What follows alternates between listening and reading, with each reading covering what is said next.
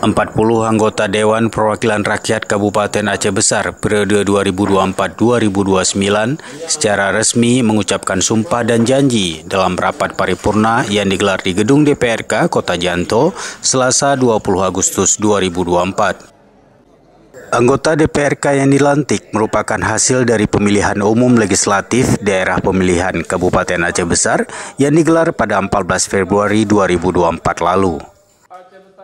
Dari 40 anggota yang dilantik, 17 diantaranya adalah incumbent, anggota periode sebelumnya yang kembali dipercaya oleh masyarakat untuk melanjutkan pengabdiannya sebagai wakil rakyat.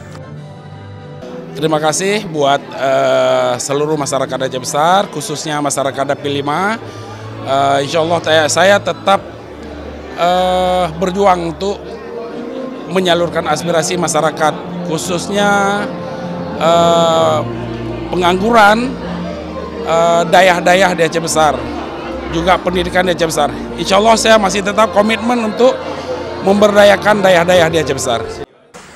Sementara 23 anggota lainnya adalah pendatang baru yang tentunya diharapkan membawa harapan baru bagi DPRK Aceh Besar, termasuk 1 anggota Dewan Perempuan, sehingga DPRK Aceh Besar periode ini memiliki 2 keterwakilan perempuan.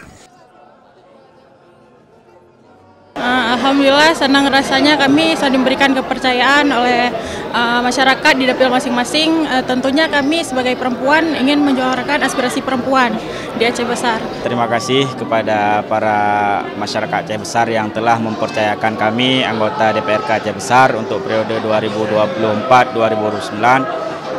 Harapan dari kami, mari sama-sama kita membangun Aceh Besar untuk menjadi lebih baik. Sekian, terima kasih. Nanti kalau ada masukan, kritikan, saran dari masyarakat.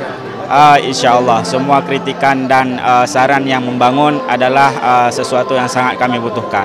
Terima kasih kepada masyarakat yang telah memilih saya sejak 14 Februari 2023. Insya Allah pada hari ini sudah bisa menjalankan sumpah. Jadi ke depan siap mewakili suara masyarakat, Pak Kiki? Alhamdulillah siap untuk mewakili masyarakat Long.